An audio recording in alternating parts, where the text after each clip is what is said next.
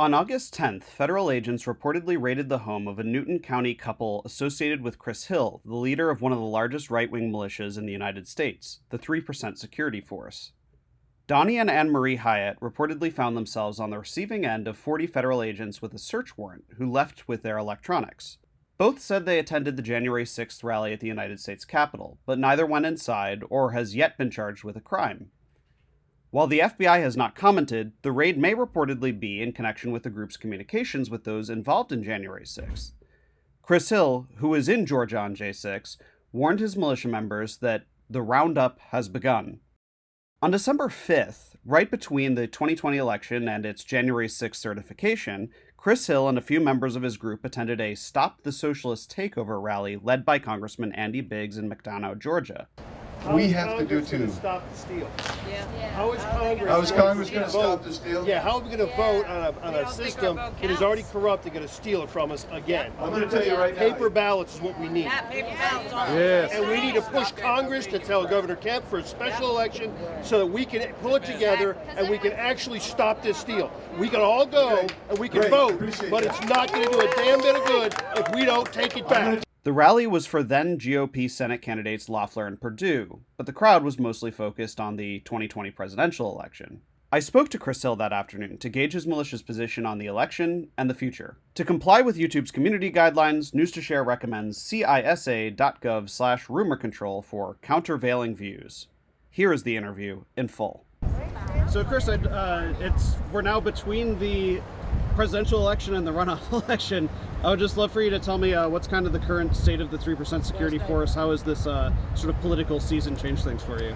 Well, I guess we're keeping track of the politics. I guess we kind of need to start prior to the election here in the state of Georgia. The Northern District of Georgia ruled that the machines were untrustworthy, subject to malfeasance. However, they weren't going to rock the boat and try to change everything out prior to the election. But it's a matter of court record right now that took place prior to the election. And then everybody's seen what happened, the fraud that took place on election night. Here in Georgia, again, we have Fulton County pulling out suitcases full of ballots out from behind the drapes and running them through the machine 3 times, and then while no observers are there to witness it, which is against the law. And then in Georgia, we've been further injured by our Secretary of State ordering recount, audit. We've had 3 so far. I think we're about to start up on number 4, and they have yet to certify the signatures.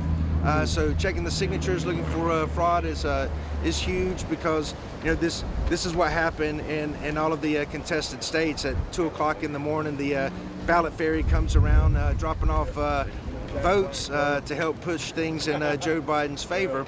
So we're looking at it like we go into December 15th. We're either going to see that one candidate gets 270 or neither candidate gets 270. At that point, it gets thrown to the House of Representatives. We're on 100% alert, because we feel like there's you can justify the indignation with the not having the ability to have free and fair elections and to not have trial by jury with regards to red flag laws. So we're literally witnessing our country being taken away from us, and we're tired of playing softball with the cheats and with the communists, and it's time to take the gloves off and protect our country from a takeover. What do you think your next 4 years look like if Mr. Biden is inaugurated on January 20th? I'd say it wouldn't take him 100 days to pass 2 things: anti-Second Amendment legislation, which would spark that fire, or legalizing over 11 million illegals to make them future Democratic voters. Those 2 things happen, again, there is no coming back from that.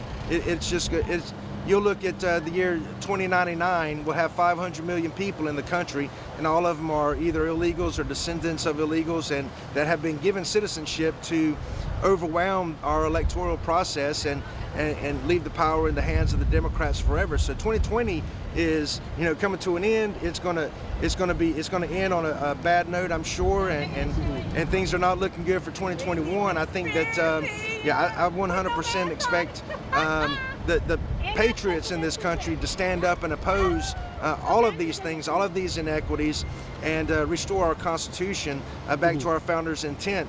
And if we have to refresh the tree of liberty with blood, I hope it don't come to that, but I'm not going to shirk at that responsibility either. What does that look like? You know, that's a good question. I think that all of this rallying from the left, I think that they're finally going to change their game plans. I think that they're going to turn them loose. And after they, you know, if President Trump gets elected, you know, you could probably put your finger on 150 to 200 cities that'll, you know, be burning, you know, before the sun comes up, and we're not going to allow that. I know a lot of people say, hey, you know, hold your ground and wait for it to spread. And at that point, you're trying to stop a tsunami, and that's not what it means to be an American, like the Reverend was saying today. You know, we are within our rights.